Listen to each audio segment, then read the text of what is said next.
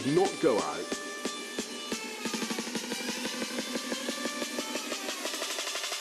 Stay at home. Start working from home.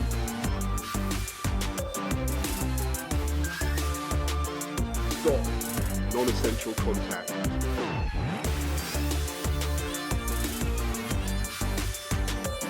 Protect our NHS.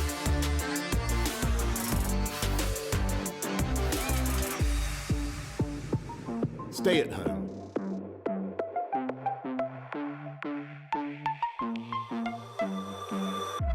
And save lives.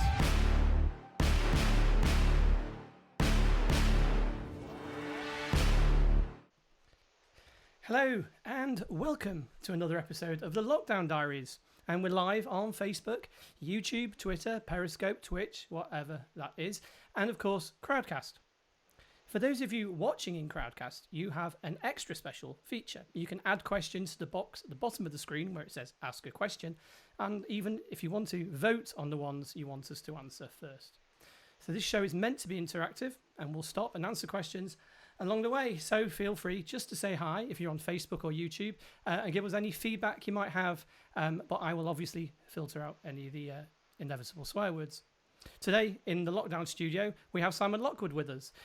Simon is the creative director at the Brewery in London, which is actually still one of my all-time favourite venues to work in as a photographer and videographer. Simon has overall responsibility for the venue's marketing, brand management and public relations, as well as being involved in all areas of product development even.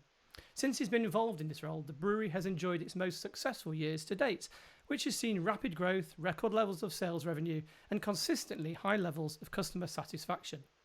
Simon's key contribution to the success has been implementing new and unique strategies that have created a strong digital presence across a number of platforms. After delivering a successful rebrand for the brewery, it's now become one of the most recognised and respected brands in the London events market. Simon has 15 years of experience in the hospitality and events industry, which saw him start his career with the Marriott on their highly regarded graduate scheme, the Marriott.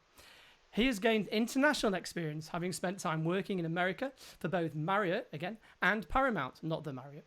He has a BSc in Hotel and Tourism Management from Sheffield Hallam, as well as a CIM diploma in Professional Marketing from the Chartered Institute of Marketing.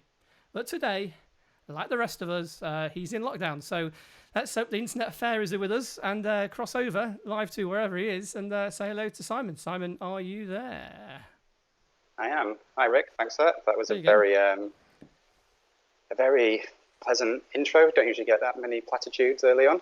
Well, you know, we'll start the way we need to carry on. So, welcome to the Lockdown Diaries. Thanks for having me. It's been great. So, should we while we crack on? Should we find out a little bit about you, who you are? Well, we've heard a little bit about what you do at the moment. So, just quickly bring us up to the speed of where we're at the moment. Obviously, the country's in a bit of a mess. The world's in a bit of a mess, and we're sat here talking via video link in a makeshift studio. So let's go back a little bit, shall we, and look at sort of your history at the brewery and more specifically events and how events you've used events to create experiences and stuff. So where should we kick off? What's the first thing? Should we have a look at what the brewery does? A quick overview? Is that a good place to start? Yeah, that's good to see. Let's show everyone what the brewery does who's not necessarily familiar with us. Sure. All right. So let's. Here's a little hastily put together promo of the brewery that I cut. So this sort of should give you a pretty good overview of what goes on there week in, week out, I guess. Let's have a look at this.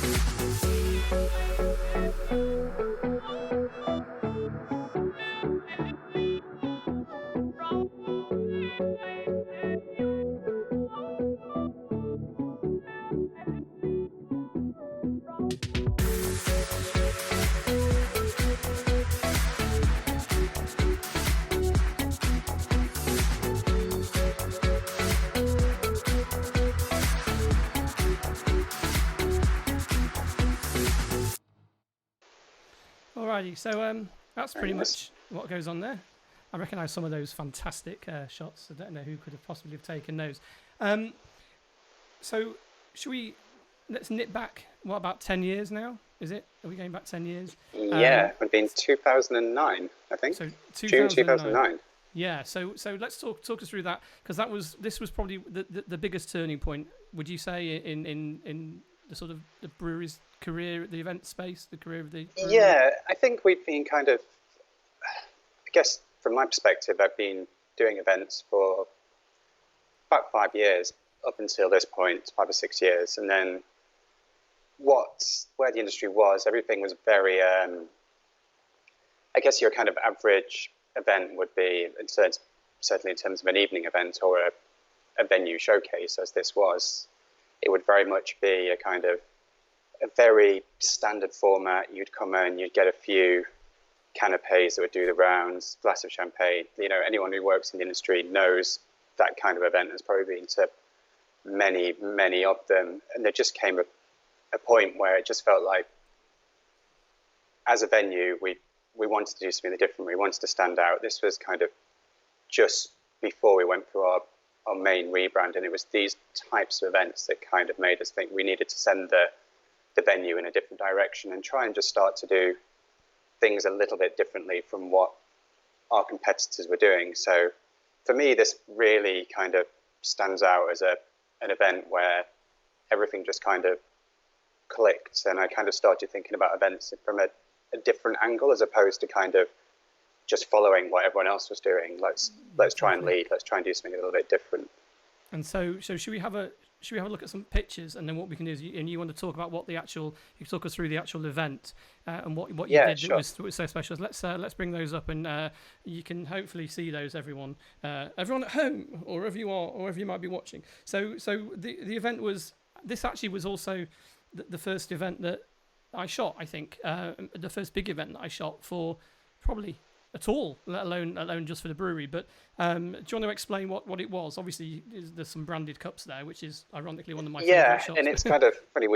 I know we did a joint article not so long ago, Rick, and we talked about your favourite photos of the brewery, and this is one of them. And weirdly, it's just a shot of a cup, and you wouldn't really think much of it. But what this actually represents, it represents actually starting to use branding and starting to develop a brand and a kind of an identity for an event. So what this event was, it was called Weston Brewery, a hilarious pun on brewery and Glastonbury. But what this actually was, it was a showcase, a press event that we delivered actually on the Wednesday night of the week that Glastonbury was started. So I actually finished this event on Wednesday night at 2 a.m, then was up again at 5 a.m. to head off to Glastonbury itself. I had friends there on Wednesday night setting my tent up, which was ideal.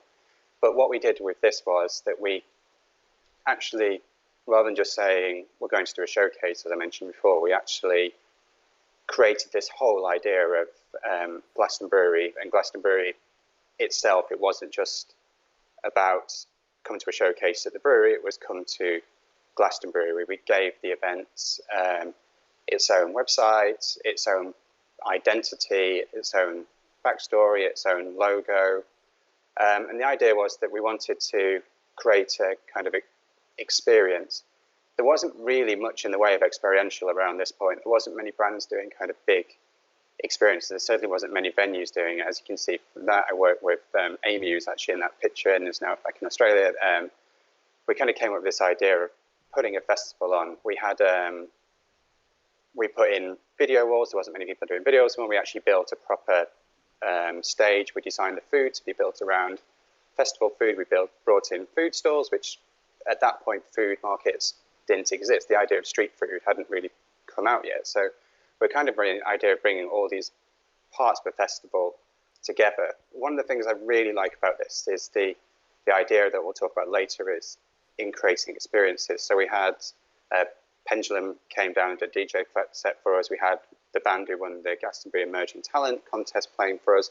But the thing that worked really well was we wanted to give people the opportunity to actually be part of the show. And this is kind of before Rockyoki really came out, but we thought what would be really cool is people don't really get the opportunity to play the main stage at a festival, never mind play in front of 700 people. You can do karaoke in a bar, but when are you ever going to get the chance to stand on a stage with a band and actually sing in front of those people? So we got a band in, we got them to rehearse a number of songs that people could then choose from and sing, and we got people to volunteer and get up and sing. And this whole idea of kind of immersing people into the event, and the idea and getting them involved in it to actually create part of the event, was born for us at that Weston Brewery event.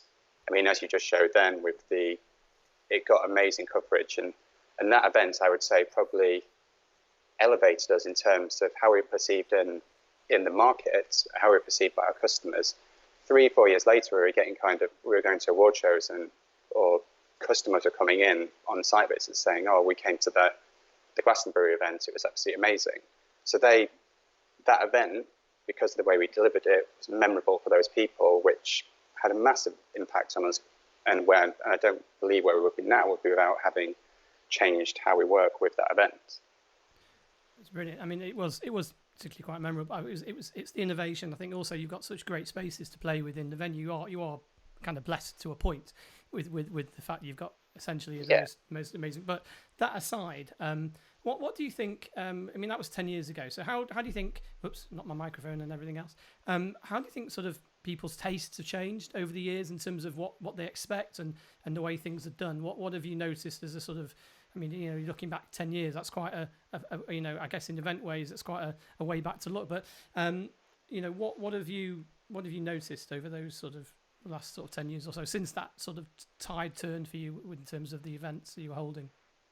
Yeah, I think for us, one of the biggest shifts has been actually, I'll come on to kind of the changes in taste, but the biggest shift has actually been in terms of the industry and how the industry is set up. When I started in events, there was industries that exist now, and some of our biggest customers are in these industries that didn't even exist 15 years ago. So I'm kind of talking about the tech industries, you know, how we're doing this conversation now live on Skype and this technology didn't exist when I started an event. So there's been a huge shift in the kind of the breakdown of the kind of customers and the kind of companies we work with, where we were positioned, where the brewery's positioned. For those who don't know, it's kind of it's near Old Street, the Barbican area. That area was very, very heavily financial about 10 years ago. If you came here to this day, we're now right slap bang in the middle of the tech district. So what we've seen has been a huge shift in where our customers from, and as a result of that, the types of events that are now taking place.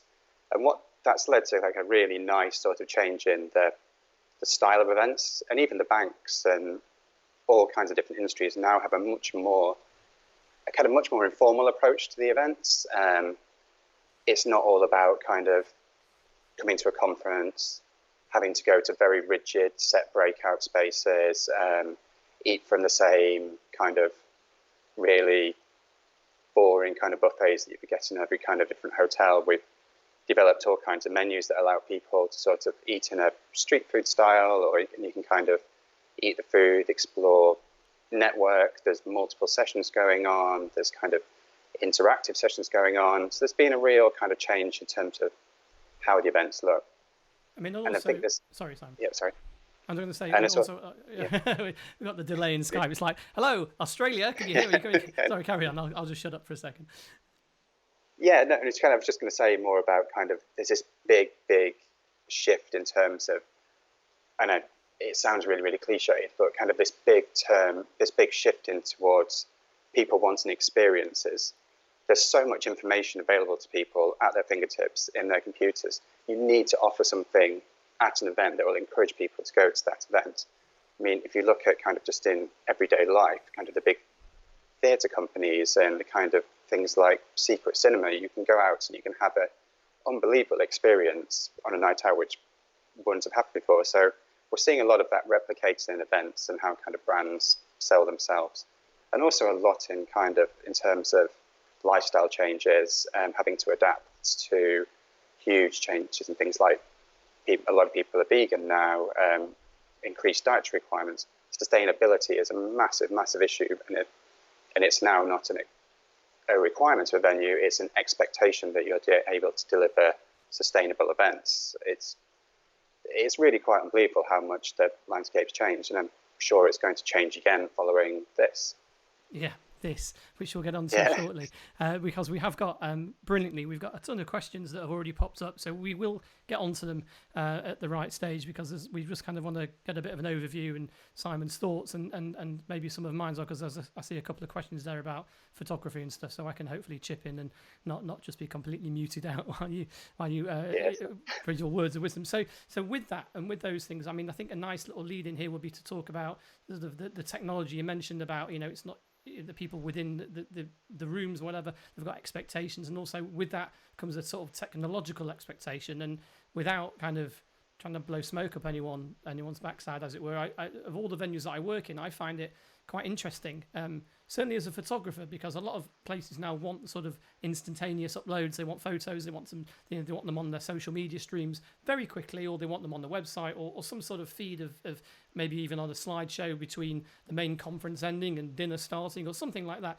And most of the time, the venues have got absolutely lousy connectivity. And one thing that I've always noticed, that even way back, even 10 years before, that the brewery had a great system of connectivity. Everyone could get Wi-Fi, and some of the rooms are down in the basement, which way you wouldn't get cell signal. So there's always a way people can connect. And it always amazed me how you have all these events and event companies saying, just tweet your photos and tag us on social media. But then you get inside the venue and the event would start, and you couldn't send any photos because there's no connectivity. But I know the tech side is something which is a massive consideration for you guys, isn't it? And I think, if you want to sort of chat about that for a second, I'll bring up one of your leaflets that you've got that you talk about the tech. Yeah, I think kind of what you said then is it was kind of we made a decision, very, very early made a decision to massively invest huge amounts of money into kind of the internet structure that we have in the business, with the recognition of, we could see that the landscape was changing and there was more people requiring connectivity of us. And one of the big things we did very early on was to offer free Wi-Fi. We could never quite get our heads around why people were charging for service that we ultimately thought should be free. We're now in a position where I think that event that's just in front of us now, you've got 600 people on iPads or on computers at the same time, and they all have to be able to connect at the same time. The document we're actually looking at now was prepared by our design agency, by Marsha, one of our business development manager. And what we're finding now is that each different sector that we work with has very different demands and what they want to achieve from the venue and what they require from the venue.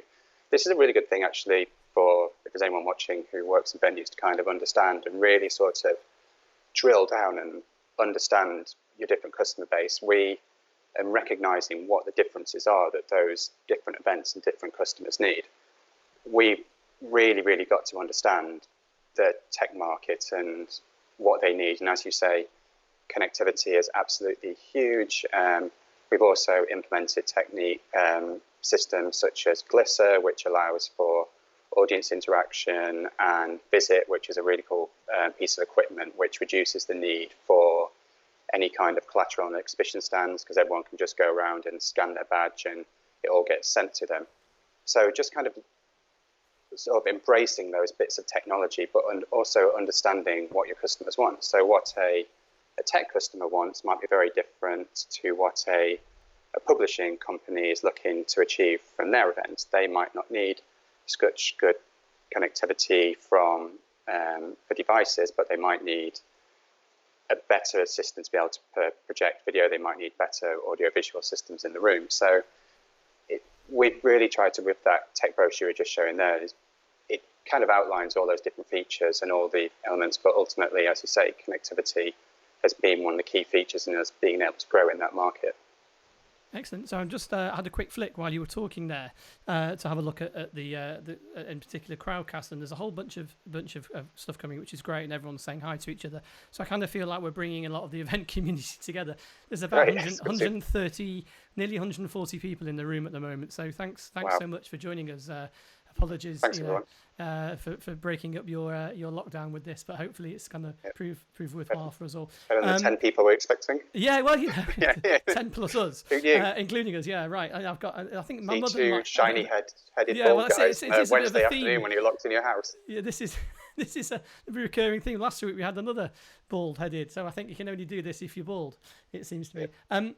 But while I'm kind of just sort of talking about the people on Crowdcast, I know there's quite a lot of people. You mentioned Marsha before. Marsha, sorry. Yes. Yeah.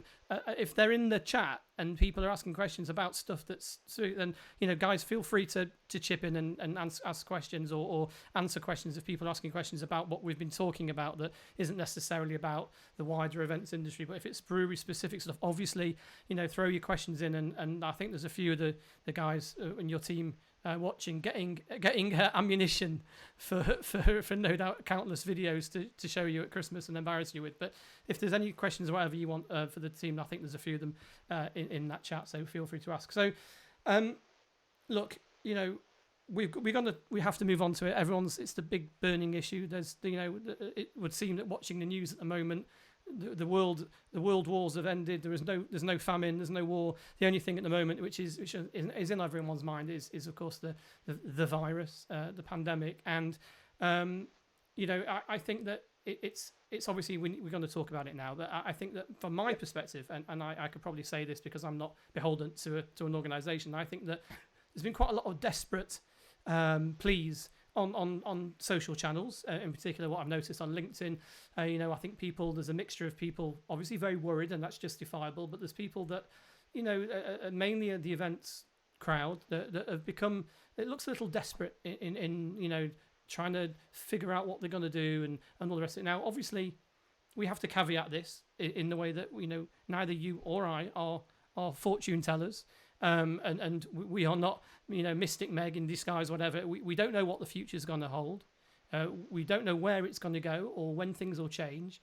But we can make some. I guess we're going to make some educated guesses and give some from my side as a freelance creative, which has also been I've massively been affected by this because people like yourself, all my clients, have just buggered off basically because there's nothing to take pictures of, which is frustrating on the creative side. Also, it's quite worrying on the commercial side.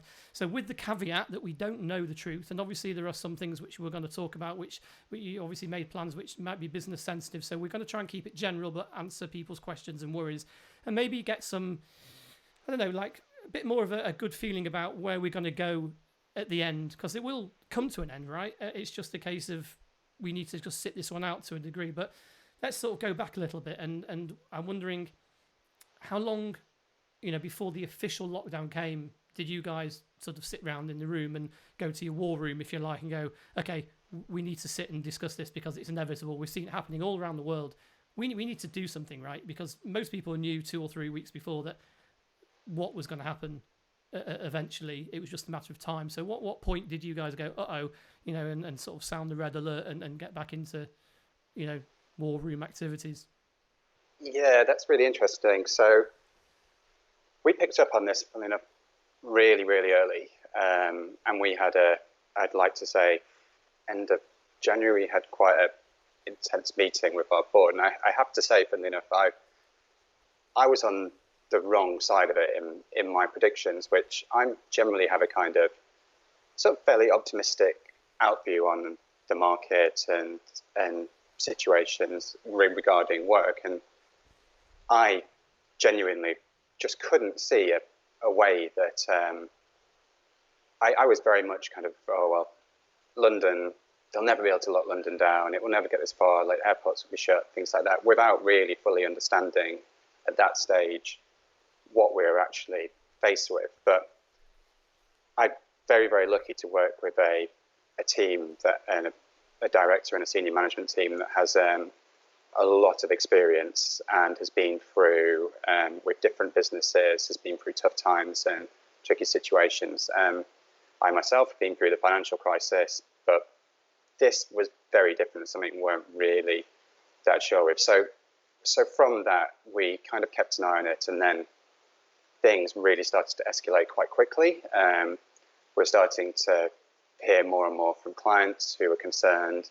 And it was at that point we kind of, as you call the war room, is probably actually not the worst description I've heard, in the kind of terms of every day, the senior team, we got together every day for a meeting and actually put in place very, very early before the lockdown a plan. So by the time the lockdown actually hit, we'd already installed automatic hand sanitizers on the walls around the building, in all the kind of entry, exit points to the spaces and any kind of high traffic areas. We'd also put in place an enhanced cleaning schedule. So there's so with that enhanced screening schedule, we were able to once again kind of, it isn't a case of getting to the end of the day and just sanitizing everything. What you have to do is just, we're focusing on continual cleaning and trying to keep it as safe for people. We're quite lucky, or not lucky, through planning. We have what's called an ISO 2012 standard in place, which allows us to be very flexible with our process and allows us to change our processes really quickly. We have someone called Aurora, who's our quality director, and her sole responsibility, one of her main responsibilities, is to managing these processes. So we're able to put new systems in place, new process in place very quickly. But I would be lying if I said we weren't taken aback massively by how quickly it evolved from just being in daily meetings, putting together plans, to being in a situation where we're all sitting on the phone and going, okay, well, we can't even open now. So yeah, it's been an interesting period. I think it's been a journey for all of us in one way or another, which is possibly why, we're sitting having the chat today. But we're going to flick over to answer some questions, because there's a lot of questions around this. But let's briefly, let's sort of end this little section. And should we go to some questions now? And because I think the last thing we'll talk about is looking after, looking post-pandemic. But while we've got people asking, chomping at the bit to ask you stuff about various bits and pieces. So the highest, excuse me, my voice, the highest voted question so far. Actually, let's leave that one for a second because it's afterwards. Well, okay. All right, that's the first one. So we're going to start answering this one. This will tie in with our sort of wrap up, I guess. But Melanie has written, she's intrigued to hear the plan for autumn events and how they might work with social distancing. Now, this is a burning question. It's the most popular question on our little question board. Let's do you want to tackle that one? Because I can't answer that. Nothing to do with me. Over to you. Yeah. So this, to be honest, this is the question that I thought people would be really interested to hear what we have to say. We've had a lot of people contacting us asking what we're going to do. Like, in complete honesty, the biggest challenge we have at the moment is uncertainty. Until we get the guidance from the government about what social distancing will look like and what the rules are going to be in place, it's very, very hard to put any kind of plan in place. And I know that kind of sounds a bit like I'm negating the question, but with the challenge of uncertainty is we don't know about when we're going to be exiting, and we don't know what the social distance is going to be. I think people want to know kind of what plans are in place, and you could say we're going to do X with the food service, we're going to do Y with the moving tables from apart, but until we know what that actually looks like, it's impossible to say what those plans will be.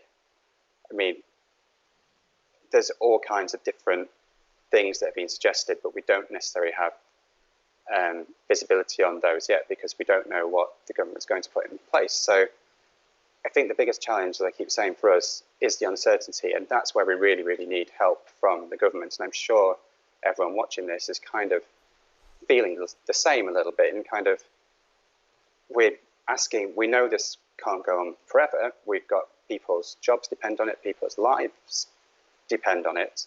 So we really need to know kind of where we're going to be. What's really interesting with this is what we are doing is we're collecting lots and lots of information. So as I just mentioned before, our quality assurance director, she is collecting every single piece of information that is out there from the WHO, from our government. So what we're doing is we're actually putting a kind of plan in place by building all the data and trying to be as well informed as we possibly can be at this time. And what we're doing is we're continually reviewing and we're mapping the potential safety measures that we could put in place and could be taken when we open. I mean, the challenge that we face is that events by nature are social, are social in what they are. So the idea of an event is that you gather with people. So what we'll really need to do is, once we get an idea from the government, what we'll do is we'll really strip back the events into kind of the core different elements, which is, I would say, kind of food and beverage service, the kind of rooms, how the rooms work out, and the flow of people, and just try and get a better understanding of how an event would work with whatever is proposed. All events are different, so I think it's going to be very difficult to put in a one plan that will fit every single event. So what we'll be doing is we'll be working with all of our events very closely, very individually, calling on all our experience. We've got a very, very heavily experienced team at the brewery, and what we'll do is, when we can deliver events and when we know if they're going to be under social distancing guidelines or not, then we'll kind of work with people to get a better understanding of how we can deliver it. I'd love to now be able on this call to be able to, and on this program, to be able to run through and say, what we're going to do to make things better and to work with social distancing, we're going to be changing our food service, we're going to be doing this, but is social distance going to be 2 meters? Is it going to be 1 meters? Is there going to be no social distancing required for events under 50? Is it going to be under 500? Is it going to be 1,000? These are all the questions, and there are so many questions. If you started trying to put too many plans in place now, you'll just tie yourself up in knots, because there's so many different solutions and so many different answers and problems and challenges. I think one area that's really interesting that we are investigating quite heavily is the idea and the concept of a hybrid event.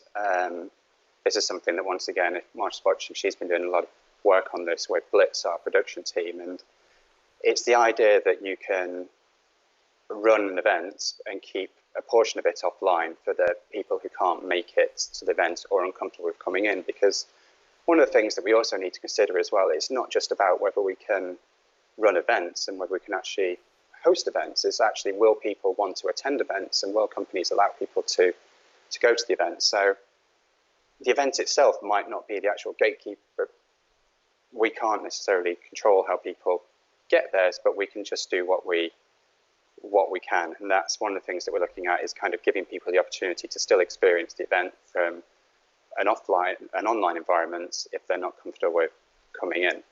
I mean, the great thing about the events industry is, I think you mentioned it earlier, Rick, is that we're versatile people. We've all been on an event where the event changes midway through and we have to adapt, or something happens in the middle of the event. We're going to come and look at a few things that have happened when it was the real world. Actually, we're going to look at that in a few minutes. Actually, but I just wanted to jump in for a second, because one of the other questions that we've had is about how Christmas events can take place with social distancing. But I kind of think you've pretty much said Christmas events are an event, whether it's at Christmas or whenever. But we can't see into the future. And I think what you've said is, I guess, just what you've covered is equally as valid at Christmas as it is at any other time of the year. So I don't know if you've got any more to say about the whole Christmas thing, but Katya has just popped into chat and said that she's just got caught on a call, and can we just go over the point about how you can have a socially distanced party? But just out of interest, Katya, if when we finish this whole thing, for everyone else as well who's in the room, you can watch a replay. So if you've missed stuff, you can go back, and actually the questions that we've answered, if you click on the box, view answer, it will jump back to the relevant part of the video. It's quite clever. So as we're going through them, I'm going to put a little marker so you can jump and hear the answers to the questions without having to listen to the other stuff as well. Let's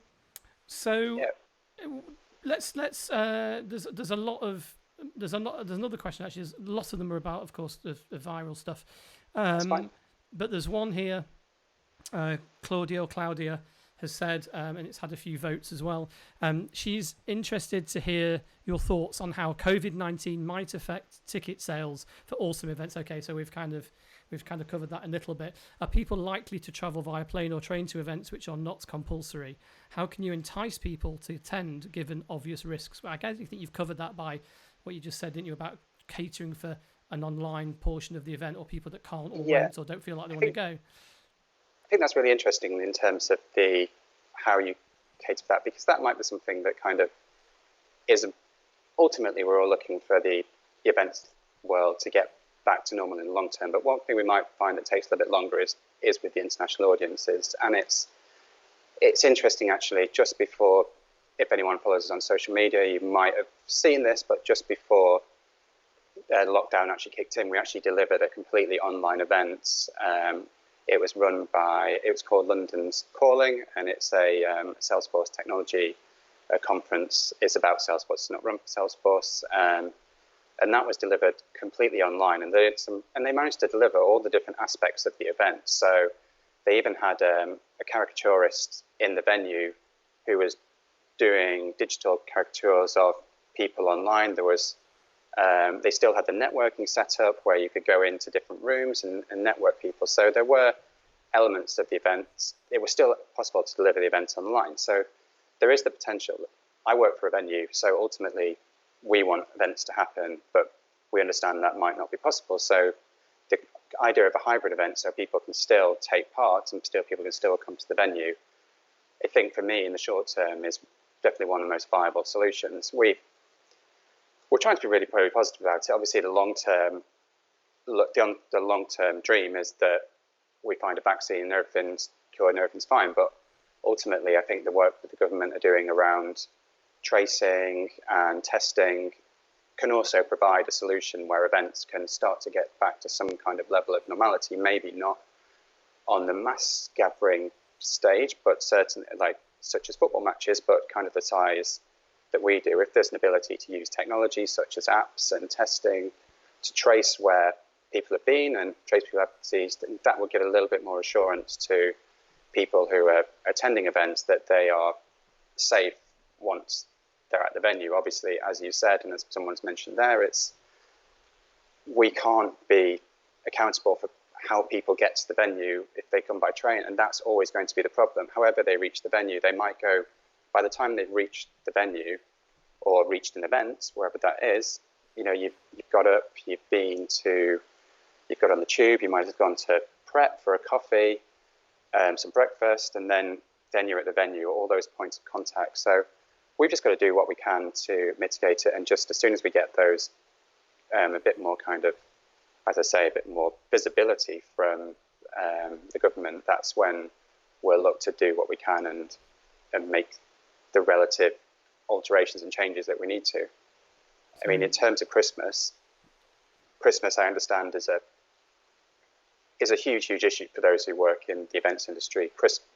Christmas and the month of December is, for us, the venue, it's huge. And my friends who work in the industry, for the suppliers, Rick, I'm sure, I know you do a load of Christmas parties. That is a real key period for the events industry. And I know it's something that we're all very hopeful that we're back into that period. I can't really offer any more reassurance that it's going to happen, and once again, until we get that visibility. But I can say that we are planning still to hopefully deliver Christmas. I mean, there's a lot of planning that goes into producing our Christmas productions when we start looking at events and imagery a little bit later. But we can just do what we can, keep trying to plan as normal, and then as we have to, with all of this, just adapt very quickly and be on our toes when the word from Boris and the government comes in. Alrighty, so we've got a few more questions, some of which I can actually chip in with, which is great. I see a couple of worried photographers have popped up on there, which is awesome. So if you hang in there, what we'll do is let's go. We'll go a little bit more. We'll leave the COVID-19 chat for a little bit, I think, because there's a few more questions at the end, and I know there's some people eager to hear some more of your thoughts. But thank you for that so far. I think that let's look at from your perspective now. We've accepted the inevitable. We're in lockdown. So just briefly, do you want to talk to us about how you yourself and have been dealing with your job, I guess, and what you do, and how have you been doing what you do, but not in the office and not with your team, and how's that affected you, and what have you been doing to keep working and probably keep sane like the rest of us? Because it's always if you have a focus, I found during these times it does help get through each day. So what have you been doing to kind of just to kind of get out of the pajamas and into work mode? It's been a really interesting period. So kind of when this all started, we looked at, I mean, as you said, so my responsibilities for brewery are towards the marketing PR. I work for a team. We look at all the social channels and everything. So as soon as lockdown hit, we effectively were closed. So a selling focused marketing strategy became pointless because we had, as from that day, we didn't really have anything to sell. And there's no one at the moment, although there are inquiries floating around, until we get some kind of idea of when we can start to do events again. People aren't going to take that risk and aren't going to confirm just yet, maybe going into 2021, but in the short term, it was very difficult. So we made the decision to kind of move away from a strategy that had more of a sales focus on, and we kind of looked to pivot our content strategy. So as a venue, where content plays a huge part in our marketing strategy, but that content would try and direct to a kind of a more of a sales message. But what we've noticed on is now we're producing content that we feel is relevant to people in the current market situation. So if everyone's sat at home, what kind of content can we create that, first of all, keeps our brand in people's minds, but actually offers something useful? What we're trying to do is trying to create more engagement with our customers and just keep in touch with them, let people know we're still here, let people know we're still thinking of them, we're still positive. So, and really just trying to gauge on more of a personal level. We want to provide content that kind of is providing insight into the business, is fun. We've done a lot of work with our suppliers, so trying to use our social reach to try and help promote suppliers such as Rick. We did a great article with Rick. We've got a couple of ones coming out with Table Art, with Hybrid, our florist suppliers, some of our photo booth suppliers, and we did a great piece with a DJ last week who with tips on kind of what to look out for in an event DJ. And we've done guides on work with our expertise in-house to kind of produce recipe cards, what kind of advice on wines to buy in supermarkets. So we're just trying to create a little bit more about kind of more conversational pieces. Just I think keeping the engagement going, I guess, making sure that your head's above the parapet as much as it can be, so people are aware that you're still there and still very much active, I guess is pretty important. Yeah, I think at the moment it's brand awareness is absolutely key, and actually to just be sensitive to the situation. At first, to be honest, we found it quite difficult to get the tone right, because we wanted to be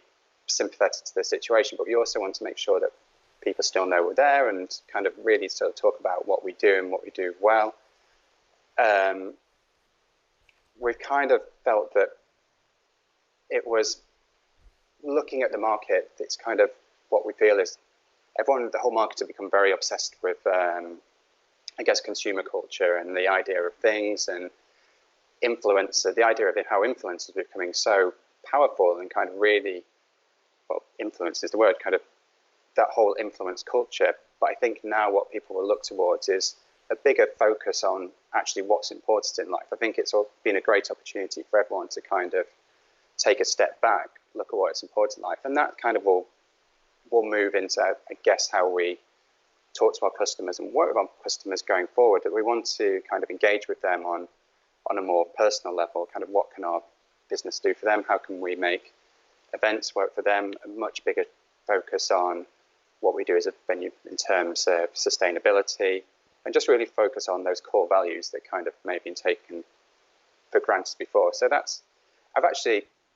hate the brewery not being open, but from a marketeer's point of view, it's been really interesting and really exciting working with my team, coming up with ideas for great bits of content we're doing. Tatiana, our marketing executive, has been doing some amazing kind of quizzes that we kind of put out there on social media as a kind of a thing that might be fun to do. And it's amazing how much engagement we've got. And that's people having to go on the website and kind of search for things about the brand. And we've had loads and loads of really, really positive responses to those fun things. And we've actually got to talk to some customers. And I think one of the really big strategies and one of the things that we've worked on is also the ability to bring site visits online as well. So the idea of what we've been working on is the concept of a virtual site visit. Because people can't come into the venue, the idea was to bring the venue to them. So our marketing team, our business development team, Marsha, what they will do is they'll take you through our virtual tours. They'll put you on a Zoom call and then take you through our virtual tours. We'll show you bits from our apps of how the rooms will work, how your event would fit into the room. We'll show you on Flickr some of the images of the room. So we're utilizing all these different online tools and all the tools we'd actually use on a normal site visit, but bringing those into people's homes, which I think is what a lot of the really good brands have been doing. When you look at kind of a lot of the takeaways or the local restaurants, local bakeries. I live in Hackney and everywhere kind of you can now get wine delivered to your house from one of the local delivery shops within half an hour. So everyone's had to adapt, and we've had to do the same. So with that, let's look at let's kind of lighten the spirits a little bit. Some great stuff. There's a bit of networking here gone. I've looked over it in the Chromecast room, which is amazing. Brilliant. So sorry brewery team for putting you to work at this time of the day. But there you go. There's some little people saying hi. We'll flip back into it a second. But what I want to really look at now is sort of let's go back to the creative side. And at the start, we were speaking about how the events you create and will create again in the future.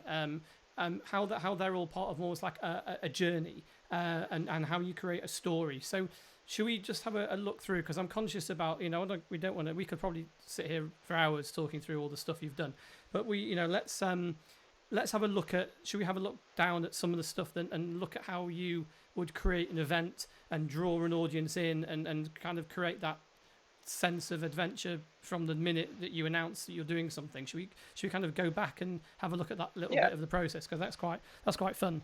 A bit more fun. Look at that. Yeah, exactly. Little bit lighter. Irish chat. Yeah, exactly.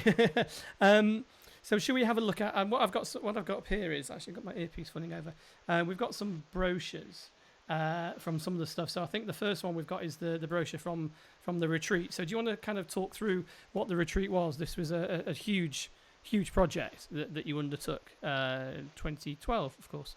So do you want to talk through that? I'll fly up the brochure and then we can have a flick through and you can talk us through it.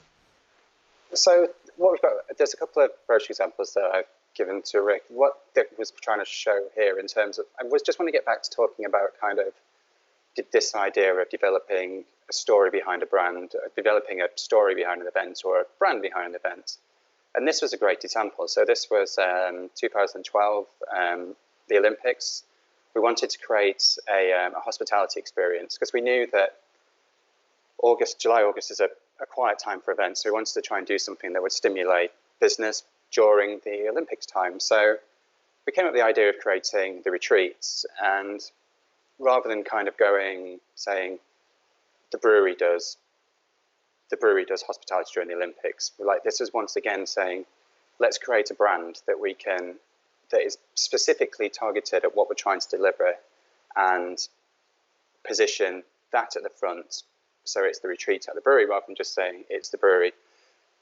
What this kind of did, this was the sort of the sales brochure for it, just kind of showing all the different areas. But you can even see we went to the extent of, and one of the things I'm really big on is really drilling down and getting into as much detail as you can. So if you can see, even the individual rooms had their own names and their own brands. And the idea was that people could go around and could get this kind of, get this whole experience that went alongside the Olympics. So you could sit out we built a full park outside.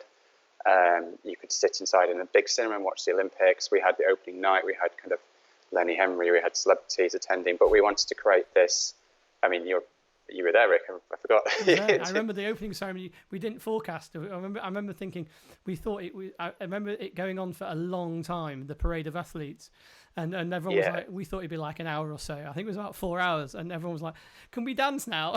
And there was like, Namibia going around on the in the Olympic Stadium. It was quite fun. It's incredible. It was once again another thing where I kind of failed to read the situation. I was like, oh, no one's going to sit and watch the opening ceremony. Everyone's just going to want to sit down partying. And about an hour into the opening ceremony, people were up on their seats in the cinema, like screaming, shouting. It was absolutely incredible. It was actually a memory that a night that I'll never forget. It was really incredible. It just went along with that whole kind of vibe that was in London around 2012. There was like the most amazing feel-good factor of anyone who was kind of down here at that time. It was just, everyone was in a good mood. Probably complete opposite to what it is now, to be honest. Yeah, well, we can look back with fond memories. But one of the things that there is famous for is its Christmas parties, and I've been involved on a sort of a level of getting the shots before, during, maybe not after, but certainly before and during some of the parties and doing some filming. So one of them, which is quite interesting, which we were chatting about last couple of days, is your Aurora party, and then we've got the brochure for that here, I think. So do you want to talk this through, and then we'll look at some of the other collateral you did for it afterwards? Yeah, so I put this in because there's a slight difference between creating a brand to deliver an event and creating a story. So we're going to talk a little bit more about Aurora later on, but with Aurora, what we did, rather than kind of creating a brand, we actually went and created a fake company that existed in the future. And in this kind of desolate future, the sun, I mean, this is probably the bleakest Christmas party theme you'll ever have, but basically the sun no longer shined apart from 1 month a year when you had this amazing kind of Northern Lights Aurora experience. So the company we created, Aurora Industries, created guidebooks and equipment that allowed people to live in the darkness and prepare for the Aurora. So what we were doing to clients, we weren't saying, this is the Christmas party at the brewery. We were saying, here's your communication on behalf of Aurora Industries. And it's a little bit tricky to deliver because it can cause confusion, but what we're ultimately trying to get is don't believe we're selling a Christmas party. We're trying to sell the story behind the Christmas party, because anyone can put on a Christmas party, but what we're known for is having these really unique and out there and quite unusual themes from start to finish. And we want to get people involved in that from the start, involved in the experience. Yeah, and it makes my life as a photographer or a videographer, it makes it incredibly easy when you're faced with an incredible amount of stuff to shoot, which I think was a nice link to. Should we talk about one of my favourite events of all time? I think which is the House of Macabre, and should we look at the sort of, because there are some interesting, maybe not mistakes, interesting avenues that you went down in that one, starting with sort of how it all kicked off, and one of the things that you do, don't you, is create this kind of whole immersive thing, and starting off with something like a little microsite, which I'll pop up there, so you can talk us through that. So obviously that was, I assume, was that moving in real life? Yeah, just to give you a bit of background on House Macabre. House Macabre, one of my ambitions in the event world was to deliver a Halloween party. I'd always wanted to do a Halloween party, and the opportunity came around to do it for the brewery. And what we did, we decided we were going to really go for it. If we're going to do a Halloween party, let's really, really kind of push the boundaries of what we can achieve. And I'd been to a lot of kind of immersive theatre things, so things like companies like Punch Drunk, Shunt. I mean, I don't know if you've ever had the opportunity to go to a Shunt event, things like Tropicana and Malta Style Tone, and the what Punch Drunk did with the Drowned Man, I think it was called, which was a promenade style event where you could basically go anywhere. It just blew my mind. I just couldn't believe that it was impossible to actually achieve something of that scale when I went to it. So I was like, okay, well, this is what I want to do at Halloween. I don't want it to feel like you're coming to an event. I want it to be an immersive experience from start to finish. So that started from that experience for me. It started from when people were invited to the event, and the website that you just showed before was a clock, and it was just a fixed, spooky-looking clock that you saw down that was just ticking down to a certain date and a time, which was the start of the event. So I think you kind of alluded to it a little bit. I think we're going to go on to the kind of learning curve that we had. What did you do then? What did you do then, Simon? What did you then send? What did you send everybody once they'd registered? Yes.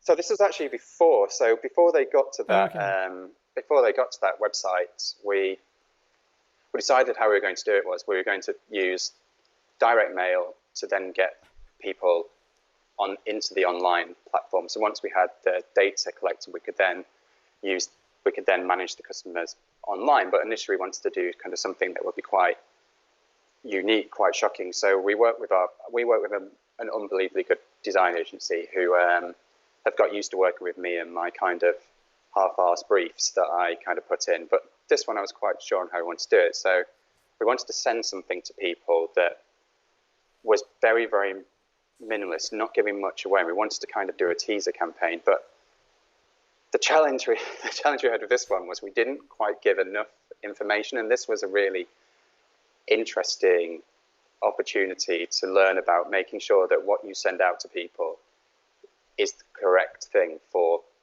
the audience. So what we did, we sent out a kind of a letter that looked almost like it had come from like you'd see in a film when a serial killer sends out a letter with the kind of typed kind of letter personally addressed to people. And in that, we included just a tarot card. Which we can have a look at, I think. There we go. So this went out as a card. It was a printed card, just popped in an envelope. It says the magpie, one for sorrow, death on the other side, and then turned around. It just had House Macabre. We didn't do anything more than that. I think we might have had the brewery on the back of the envelope. So the response was unbelievable. The response, it was an incredibly, incredibly mixed response. But what we basically found is by doing that, we'd actually had unintentionally really, really scared people. People were really quite panicked about getting this card in the post and were contacting us saying how we'd upset them and upset their teams. Some people were saying this is one of the best things we've ever seen. This is absolutely incredible. And those were like, yeah, we've done that. But then the feeling of being sat in the office when people are coming back to us and kind of saying, well, you've really upset me. That's quite hard to describe as someone who's marketing when your intentions are very good and you had an idea in your head, but I hadn't fully thought about actually the consequences of sending this out. And in hindsight, should have included more details. There's a really good lesson to be learned there in terms of knowing your audience, knowing what you're sending out, and make sure you're striking the right tone with what you're sending out. With this one, we were able to kind of go back to them and say, look, we're really, really sorry. It is a Halloween party. Stick with us. You will get why we've sent this, and we're really, really sorry we sent it. We should have sent more information. And in those situations, you can only, as a brand, you can only hold your hands up and say, look, we made a mistake. We messed up there. You agree with that, but of course, to just before the party, of course, then didn't you send them the invite? Yeah, then we doubled down on it. Then you thought, I know what's a great idea. We'll after sending them a death tarot card, what we'll do is we'll send them the invite, which was a death certificate. So not only were they unhappy about dying through a tarot card, then you sent them an actual fake death certificate, which was brilliant. But everyone kind of watching this now going, oh my God, this is really tone deaf with like everything that's going on now. The whole story about the whole reason for House Macabre to work was, the concept behind House Macabre was that when you turn up at the event, it is literally like House Macabre was our representation of hell for the Halloween party. And to get to that, you obviously have to be killed off at the start. So the idea was that as the guests arrived, and we'll show you some images, they kind of made an ascension up into our kind of limbo before moving into actual House Macabre itself. Should we have a look at some of the pictures as you talk them through, and then you kind of these are excellent photos, if I don't mind saying so myself. So I think one of the things about this is I was working with my colleague Millie at the time, and the production crew.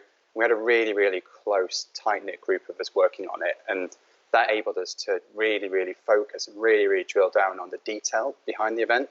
So just to find this car, you have no idea how hard it was to find a smashed up car. It's not something you can get from a prop company. So we actually had to go to a junkyard and persuade them to crush a car for us to a certain level of crushness, so we could then back it into the wall and make it look like it'd been driven into the wall and kind of light it up and smoke it with police there. So when the guests came in, I really, really wanted them not to have any of the normal process of the event. I didn't want them to have to look at table plans. I didn't want them to have to go to a waiter for a drink. So we asked everyone to come dressed as if they were attending a funeral. So everyone turned up in black, all our staff were dressed like that. And as they came in, they were given another card, which had the rules of the house on, which was kind of about not asking people to not interfere with the actors. If they were scared, to alert a member of staff. So we really tried to build up the anticipation before they went in. And the card also had their table number on it, so it reduced the need for a table number. From that point, we kind of held them in groups and then sent them up in the stairway where they had to fight their way through a foggy staircase with old photos. The night before, the two of us, we spent about 4 hours hanging up about 1,000 old black and white photos that had been sourced from eBay, so it felt that people were walking through their past to lots of positive kind of life-affirming messages we were playing in a loudspeaker. And the idea was to try and make it very disorientating before we actually got into the I don't know if we've got any photos of it, but we actually we created a limbo. So what we did, we built rooms within the brewery to basically block off the spaces. So when they went into limbo, it was a very boring, very tired kind of looking waiting room where we just held people. Everyone was the staff were all dressed in Butlins red jackets, smoking fake cigarettes, just standing in the corner. You had to find the drinks yourselves. The cocktails were in water coolers. The beers were in cupboards. There was a reception desk where we had an actor just kind of doing periodic sorts of announcements to a script about where they were going to go in their afterlife. And then at that point, we kind of announced that actually all these people were going to Houseman Curve, which was our representation of hell, with all these different areas. We even created, as you can see there, the extent of the detail. We created a guide to the afterlife of everyone for questions.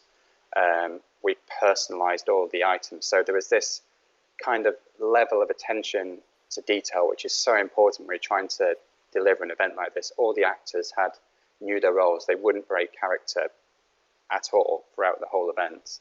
And one of the things and for me as a photographer, and also the detail of this is actually not an actor. This is one of the members of staff. They were all immaculately made up in sort of horror, makeup and stuff. It was stunning. So that was one of the things that they all stayed within their roles, even the sort of temporary staff that come in and just do service and stuff. But it was a phenomenal event. I mean, here's one of the actors. I think I don't know what she was doing, but she was petrifying. She was killing herself in a bathroom. We built a bathroom to represent. She was an old Hollywood starlet, and all these pictures of her on the wall and stuff. And the people who were in that area had to deal, whilst they're trying to eat their dinner, had to deal with the struggles of this aging Hollywood starlet coming to terms with being stuck in her bathroom for the rest of her life, reliving kind of her death. So it wasn't the cheeriest of events. This is one of my all-time favourite images. It's been my desktop screensaver for many a year. But people think it's a painting, but this was the most phenomenal guy. And I remember just like watching how the crowd reacted, and people were genuinely petrified of him, but in a brilliant way. He was sinister but brilliant, and he never broke character. Actually, apart from once when he just took me to one side and he mumbled, "What time is it?" I had no idea what the time was. I went, "Whatever time." He goes, "Thanks, mate," and then just walked off with this doll and started like taking fairy cakes and stuff and scooping the icing off the fairy cakes with the doll's hand, and putting it into the thing. He was so in character, actually, that I asked him to. We wanted to do a kind of, because we had a beautiful grand piano in the middle and a woman playing kind of slow, scary versions of popular songs. And I asked him to just do a big screaming announcement, and he said, "Oh, I can't do that because I don't have a voice for this clown." So we're like, "Okay, I'll do the announcement. You just hit the keys." So it was playing the keys randomly in the middle of the room. Yeah. But you can see there's a great shot of the interaction that is caused by you get these, everyone's doing the whole selfie thing. You can see the Butlins red coat in the background, Harry Potter guy waiting. But this was like he would walk around the tables, and he was terrifying. There was Yeah, we built four different areas, and they basically were leveled on how scary each area was and which customers we felt would be suited to each area. There was one area that was a little bit safer, but that area actually with the clown was probably the worst one, because the guests in that area got their food on paper plates. They had like cupcakes, and the clown at literally one point was just crawling down the table, taking their food. So we're like, okay, you have to have the right client and the right customer and the right guest in that area. Otherwise, it wouldn't work. If someone is petrified of clowns, or if someone isn't comfortable with that level of interaction, then they're not going to enjoy the event. And that's the last thing we want, is someone leaving having not enjoyed it because of how we've made them feel during the process.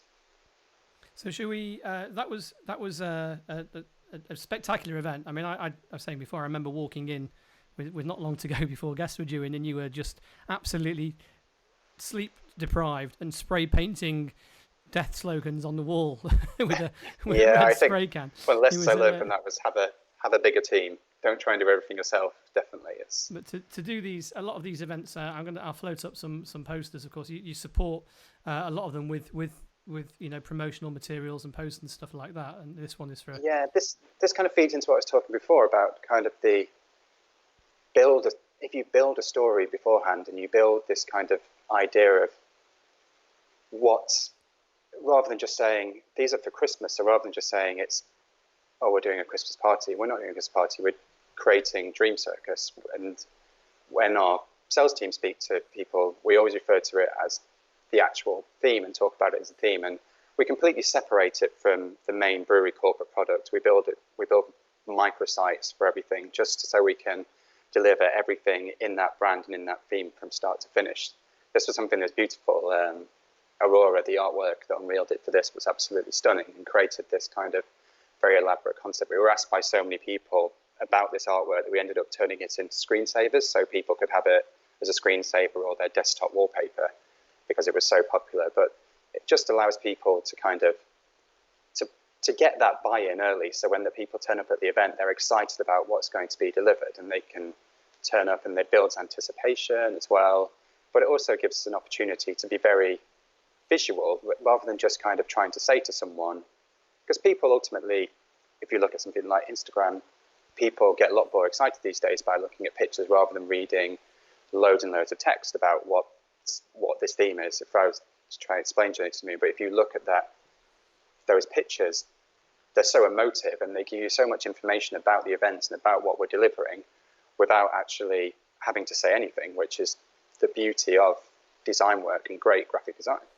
And also for the one we saw there, the Journey to the Moon, you bring the audience in, into the room, and you're showing them stuff that they've got. It's already in their mind, so they've seen the invite, they've seen some websites, they've seen some marketing material, but then you come in and you do you keep sort of the animations, and the theme is carried through to the room design as well. So we'll have a look at the Journey to the Moon thing that you produce, which is obviously telling the story. So this is kind of how we. Obviously, you have the decoration design, but I just wanted to give an example of how you go from those posters and all those web microsites, things I talk about, to actually a way that you can introduce that into the event, and how kind of visuals and the animation, how the marketing becomes part of the event. Outside of all the theming and all the kind of decorative parts, you can still do a lot with the video and the picture element. So what we're about to show now is from the Journey to the Moon poster that we just saw. This was the opening sting for anyone who came into the Christmas party and came into that event. Yeah, let's have a look at that.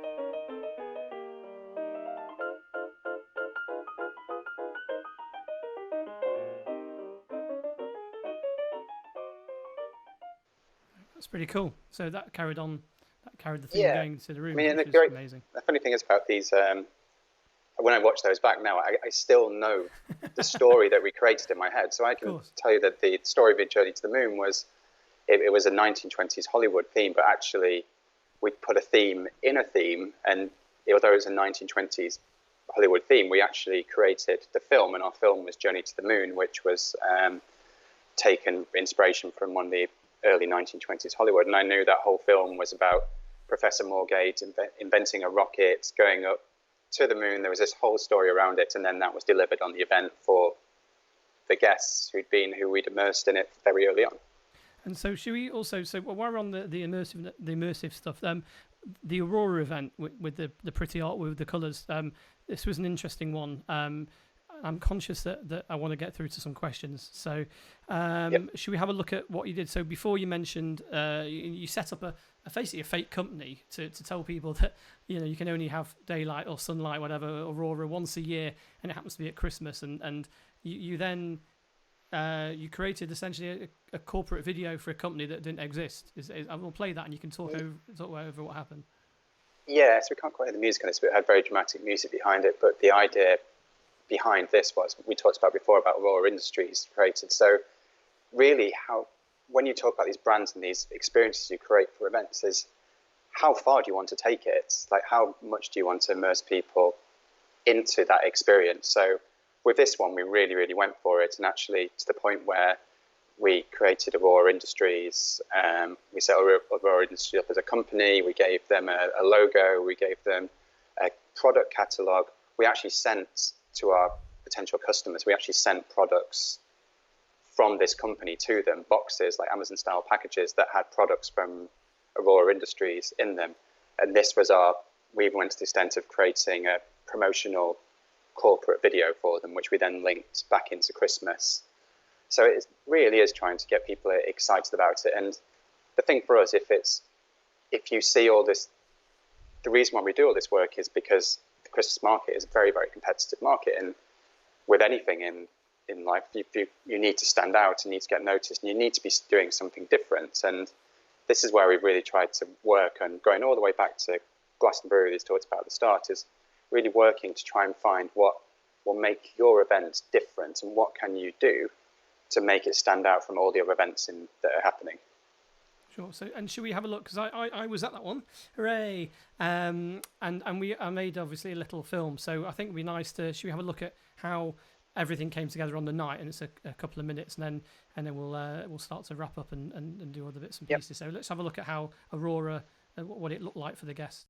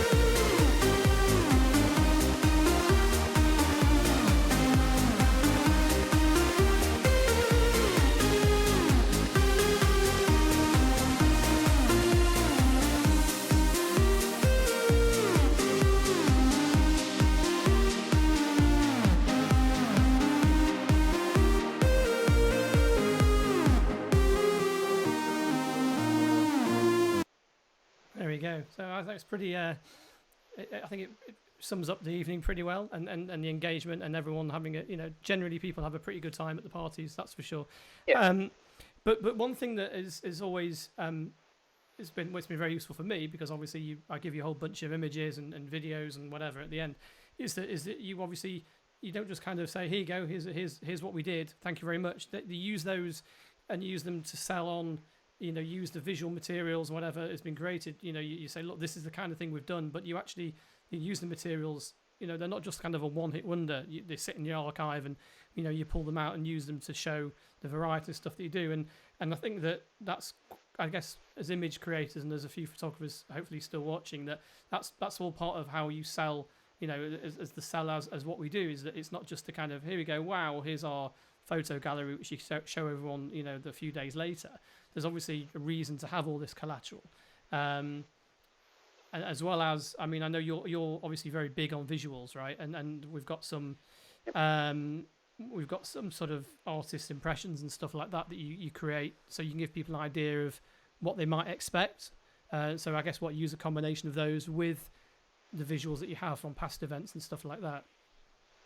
Yeah, exactly. The visuals that we get are, in the industry working, it's a very, very visual industry. So for our sales team, having those images to be able to sell the events or the experience in advance is really important. These are examples we got from the retreats and other events where actually we didn't actually have images we used. So we actually got a animator to come in and actually draw the concepts out for us, because it's really difficult to sell anything if people can't see it, because you can't fully explain to people in words what they can then see in an image. So this affects summer parties, affects retreats. So this is one method that we use when we're trying to create an experience and trying to sell that experience to people when we don't have the photography to be able to back it up and to be able to show people what they're getting.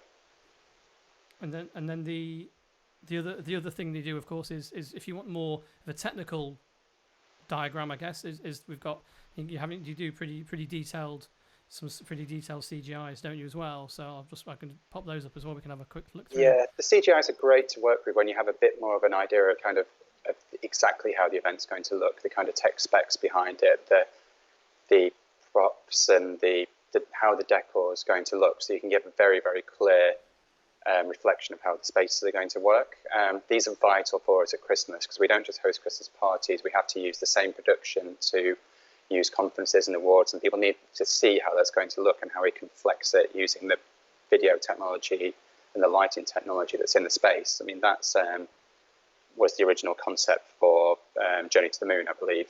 Yeah, so that's kind of what we were talking about before. Yeah, and then that's how it ended up, of course. But there's obviously lots of elements that are extremely similar, and pretty accurate in terms of what you can see there. Yeah, the visuals are just important post-event as well. We developed quite a large online following now, and on channels such as Instagram. And as I talked about earlier, content is just absolutely key. And the more visual content we have, the more engaged we can be with our customers, and the more we can show people what we do and talk about what we deliver. Which is kind of what we were saying before, that once the event's over, everyone's gone home and the hangovers have cleared.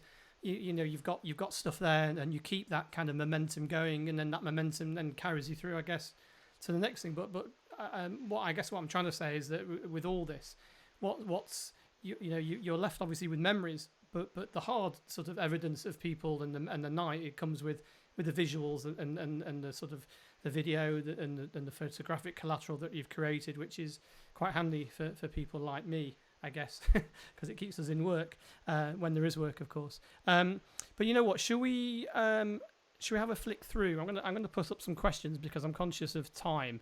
But let's have a look, because there's been loads that have come through. We've got one. I think we've got lots that have kind of been answered already. Let's have a look through. There's been a bit of networking going on. Masha's been pretty busy from what I see. She's been exchanging emails. Yeah, exactly. Fierce. So I'm just looking here. There's been people exchanging emails. That's great. People saying it was an awesome event. I assume that was any of them, but I'm guessing it was House of Macabre.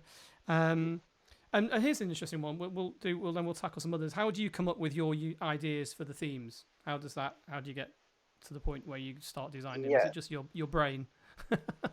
That's a really good question. Actually, it's funny. I saw an interview with Ricky Gervais yesterday where he was talking about his process of creativity and kind of saying that it's very difficult to just sit down at a desk and go, right, this is what I'm going to do. This is my idea.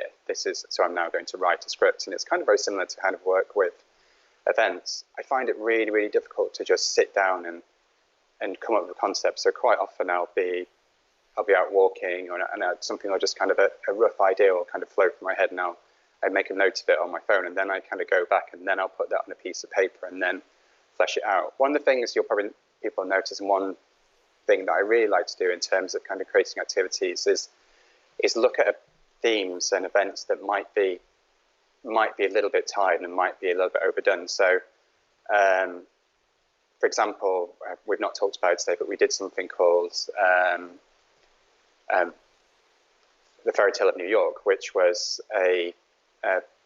where that was our take on the 70s. And we're like, everyone does a 70s party, they're so naff. We're like, let's try and do a cool 70s party and make it really quirky and unique. So actually we came up with The Fairy Tale of New York, which is the name of our fictional 70s nightclub. So we kind of took the idea of how successful things like Paradise Garage were in those big New York nightclubs back in the 70s and created our own nightclubs. We kind of look for things that might have been kind of a bit done to death, like Apostles was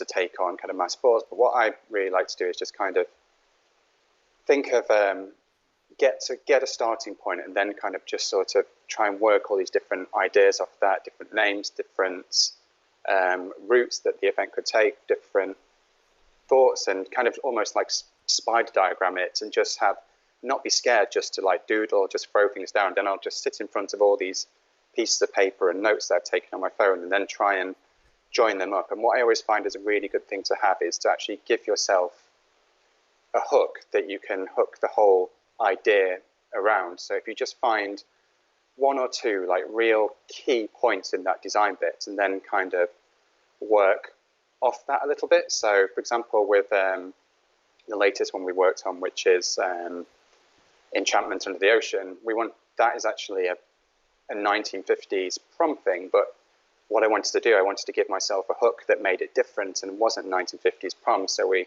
hooked it on the concept of having the actual prom, the actual ball itself, and what was the theme for that prom. So you actually end up developing a theme within a theme, but you've given yourself a hook to then work on and then develop it out. So from that point, we then developed a school, and we developed our own 1950s schools. We ended up with Chiswell Valley High. From that, we developed a mascot for their football team. From that, and you can see how the waterfall then starts to flow, and like all these ideas start to come out. Yeah. But don't try and do it all at once. Find a focal point and find your kind of key point in it, and then just let things fall off from underneath that.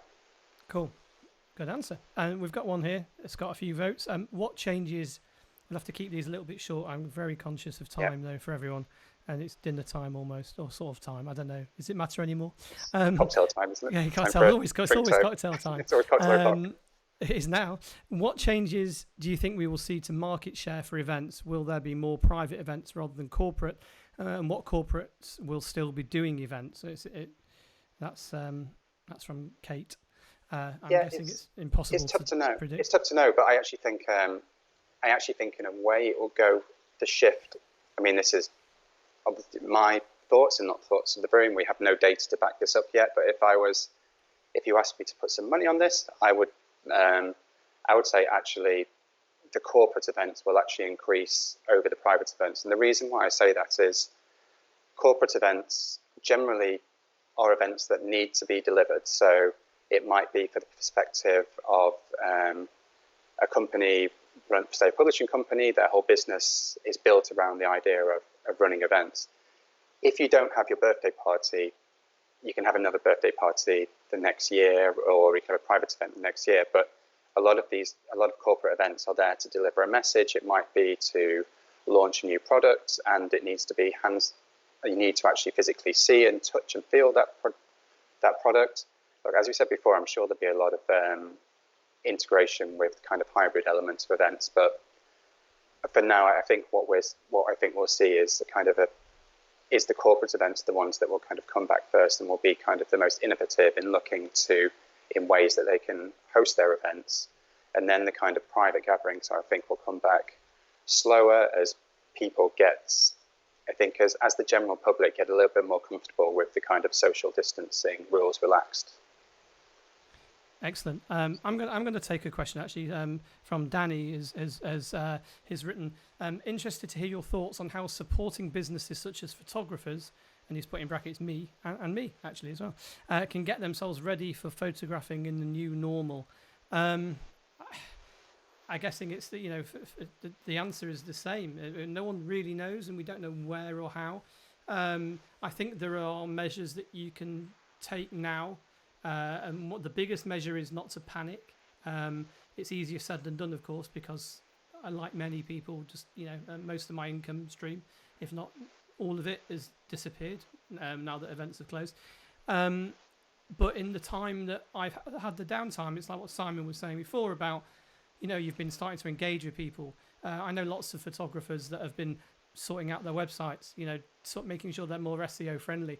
But I think that interestingly, I think that once we start, the measures will drop and we start returning to normal. I think we've gone. I'm normally a miserable git, and I actually think unusually for me, I'm quite positive about this whole thing, and I think that we might see a bit of a golden era. I think that certainly a lot of companies might be looking for something new and something different. They might want to come back with a splash. I don't think there'll be any less work. If anything, there might be more work. I think at the time now when there's not much, you just got to think logically around what you can do to first of all keep yourself busy. And I mean, for me, I built the studio and I'm doing live streams, and it's given me a focus. But I think I don't know how you feel, Simon, but for me, I think if you wake up each morning and the first thing you think about is how much longer have we got of this to go, I think that's been quite dangerous, space to be in, because no one really knows, and it just makes the days a lot longer. Whereas if you give yourself some sort of focus, some sort of project, and you have to kind of, although obviously we need money, and hopefully with various, the various government initiatives, it might help us a bit. But I think if you give yourself a project, making sure that what we were saying before, that people know that you're out there, I think that is just as important now, so that when things do start to return to a normal, you're there. I mean, people are always going to need photographs. They're always going to need, video and moving content, still content. So it's really just a case of keeping yourself busy, keeping yourself noticed. So people like, people that you've worked with don't think you've disappeared, and trying to maintain some element of positivity. Whereas, of course, a lot of people are furloughed, they can't work, or shouldn't be working. I think it's still important to keep yourself out there as you are your own brand. And so you have to take that, I think, and I guess it's the same, for every business, really, right? I think from our perspective, from the venue perspective, or the more, I guess, the client side, is that certainly I believe that certainly photographers and people in that industry will take on a hugely important role in kind of redevelopment of the industry and how the industry looks, more so than ever post-virus. Imagery and content is going to be absolutely key, because not everyone might be able to attend the events initially. So what a lot of the events are going to need to do is they're going to have to create really good post-event content, get some of that information that was recorded at the event out post-event to the people who couldn't attend it, so they can grow their events year on year and keep their events going. So I think there's going to be a wider demand for suppliers such as photographers, because we need that content. We need the content to be able to go forward. Sure. Let us look at another one. Let's scoot through these pretty quickly. There was one that came in actually from Claire the other day. Very keen Claire. And she wanted to know about available software that recreates the social movement. This is quite heavy. Social movement of an event or party in the online world. So I'm guessing tracking people, tracking what they're doing. I think this is... Yeah, sorry. Yeah, I think so. This is really interesting. And what I can recommend with this, I think what this is talking about is how do you recreate the experience of events and the ability to move into different spaces like you would an event online. What I'd really recommend doing is the event I mentioned before that we did, the London's Calling event, just before the lockdown really kicked in, was they did a really, really good job with this with very little notice. And I can recommend if you go into our Twitter feed at the brewery venue, and if you just scroll down some more tweets, there's a blog from the organizer, I believe it's called Amanda. If you read that blog, it gives a fantastic insight into how you would deliver and do this, because they were running multiple rooms where you could go and speak to sponsors. They were running multiple streams at the same time. They were also doing competitions. They had elements of it where they used an app to gamify certain parts. So if you went to see certain sponsors, you picked up points and you could win prizes. And the whole concept of the event was really well delivered. And it's exactly what this person's talking about, I believe, in how you can create that experience of going into different spaces. So I'd highly recommend going and reading that London's Calling blog and just getting an idea. And they mentioned the kind of apps and the technology they used in there to bring it all together. But ultimately, it was run like you were filming a TV show. And I was there on the day of the event, and it was spectacular to watch how it was pulled together. And they pulled it together within a couple of weeks as well. So I'd highly recommend going and reading that blog. It was really good, really informative. Alrighty, we have a couple more. We've got quite a few more actually. We've got 7 more. So speed people through. Still there? Yeah. Well, there are. There's a healthy amount of people still hanging in there. Okay, so a lot of these we've kind of covered in the chat before. So if you have just kind of joined in, or you are joining us, what you can do is just pop back and watch the replay after we go off air, and that'll stay there. And I think it's also going to be on my Facebook, and I'm guessing the brewery will take a copy and stick it up somewhere as well. So here's one here. I don't know if we've answered it properly or not. For Caroline, do clients come to you because you're innovative, or do you have a technique for encouraging them to be more creative in their thinking? I don't know if that's directed to me or you, but I'll you take that one if you like. The client, I assume it's to you, Simon. Do clients come to you because you're innovative, or you have a technique for encouraging their thinking? Yeah. So what we like to do is I think we do get a lot of people who come to us because of the way we present the brand and the way we sell ourselves. We have our website is probably not representative of that, because we were just before this all happened, we were just in the process of redesigning that. But if you look at our collateral, we have this very kind of quirky tone that kind of appeals to the tech side of events, but still also has the level of authority we need to work with the more corporate clients. But we really position ourselves as a venue that encourages creativity and encourages people to kind of really do things differently with their event. All our team are very experienced, our sales team, and they've seen all these amazing events. They've seen Apple do events, they've seen Facebook, they've seen all these kind of really cool companies, Puma deliver Usain Bolt's kind of last press conference, and where they were really creative how that's delivered. So we've seen all these kind of really interesting events. So our team are able to assist people, and we have people like myself in-house, and we can kind of, what we do is we work with people and we discuss how we can make their conference interesting. One of the big things being discussed at the moment is festivalization of conferences. That's something we've done a lot of work on, so we can work with people on how to give their conferences more of a festival feel. So I do feel people come to us because the little bit of how we present ourselves, but also when we do get those customers there, we have the experience to be able to kind of say, look, hey, you're doing your event like this, but why not do it like this? It'd be really interesting to do it this way. Sure. So they get to you before they come. Yeah. We've got one here from David. We have kind of touched on it before. How is the brewery as a venue looking to address the balance of live events to encompass an online/virtual event simultaneously? So I'm guessing we touched on it before with the hybrid. So a mix of virtual and live and whatever else we throw in there. I think how are you going to balance that? I guess is that going to be dictated by, I'm guessing, the current state of affairs with the that'll be very much virus, dictated by our clients and our customers and how they want to actually deliver their events. And what we will do is we'll be there ready to help them with a solution for them to be able to deliver their events as a hybrid event online. We'll have packages in place that will say to someone who's concerned about maybe not reaching their full attendance, we'll look to have packages in place where we can offer them a off-the-shelf sort of hybrid solution so we can take parts of it online. As I said, we work with Glisser, who are an audience engagement app, and they are going to be really, really key in how that works, because it gives the opportunity for people who are sat at home or in the offices to be able to engage with the events rather than just kind of sitting there watching it. So it's a work in progress, but what we want to do is we want to, once we know and have a bit more visibility of what events are going to look like when we get back to events, is work with those individual customers to understand how we can deliver their events so it works the best for them and for us as well. Brilliant. We've had a few questions I think have already been answered, so I've marked that in the question box. We've kind of covered the physical distancing, social distancing thing.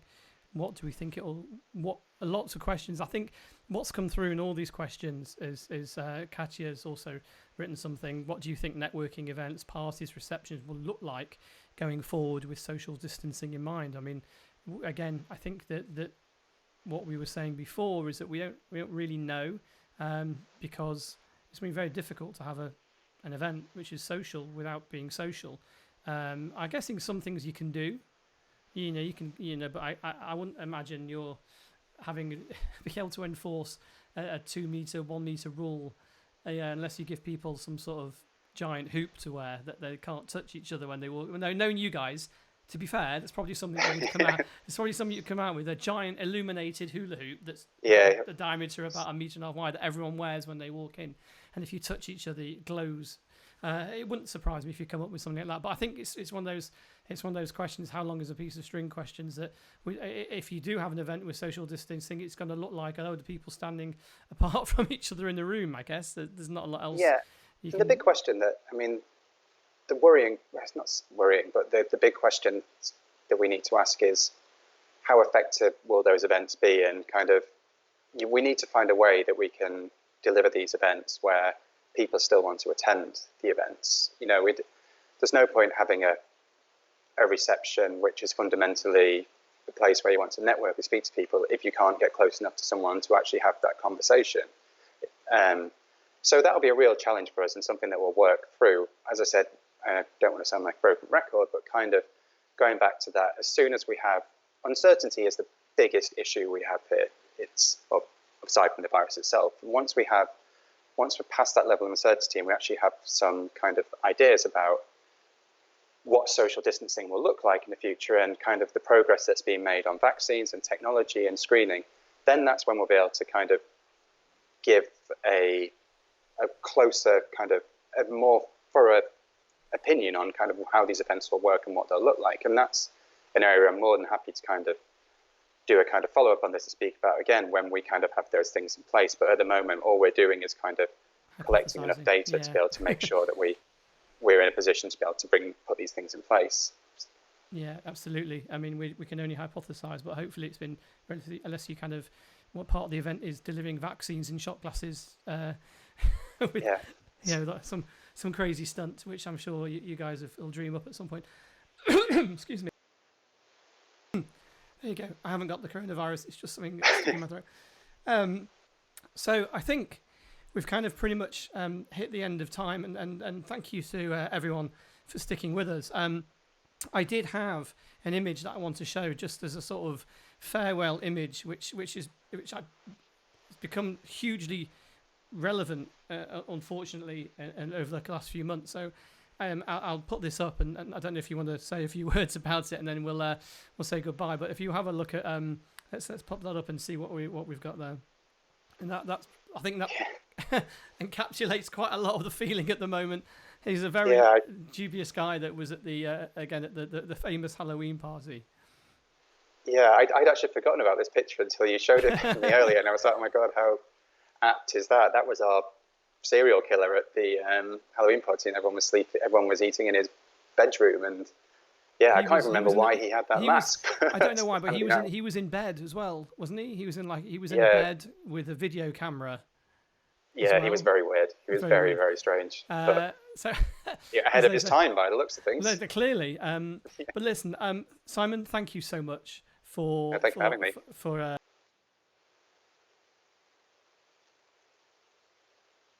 It's been really interesting. I hope people have found it interesting.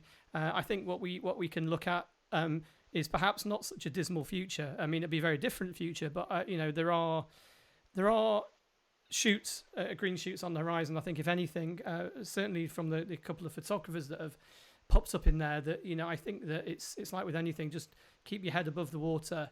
Just think. You have to think differently, because events will happen.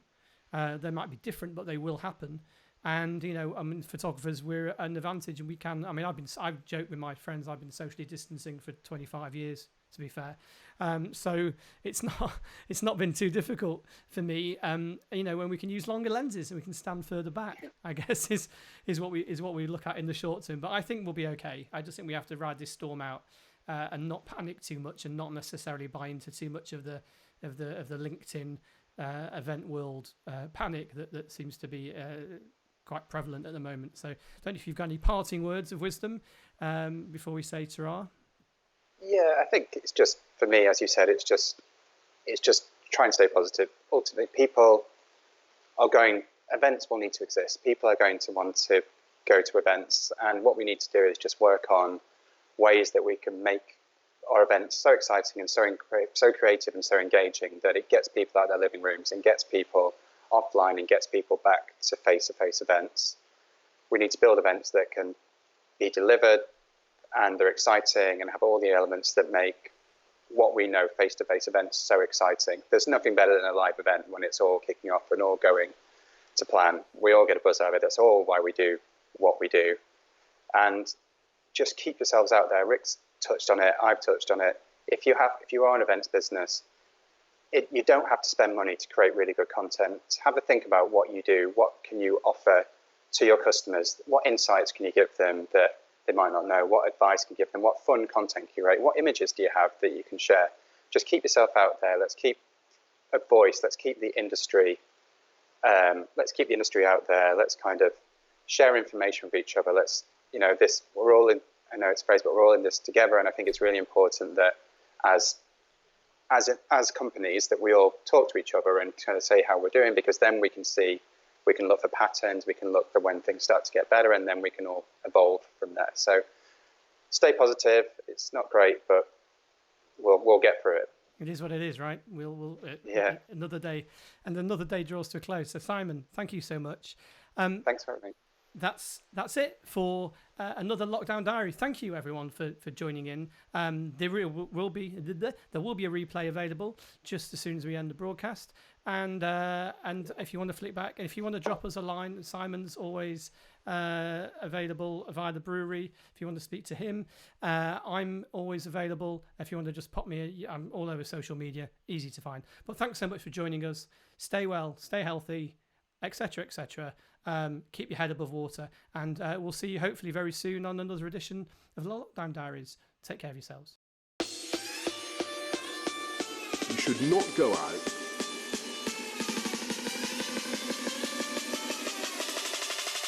stay at home.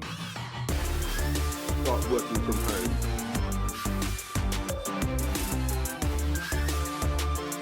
Stop non-essential contact.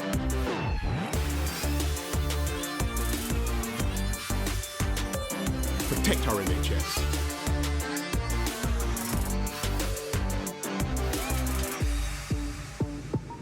Stay at home.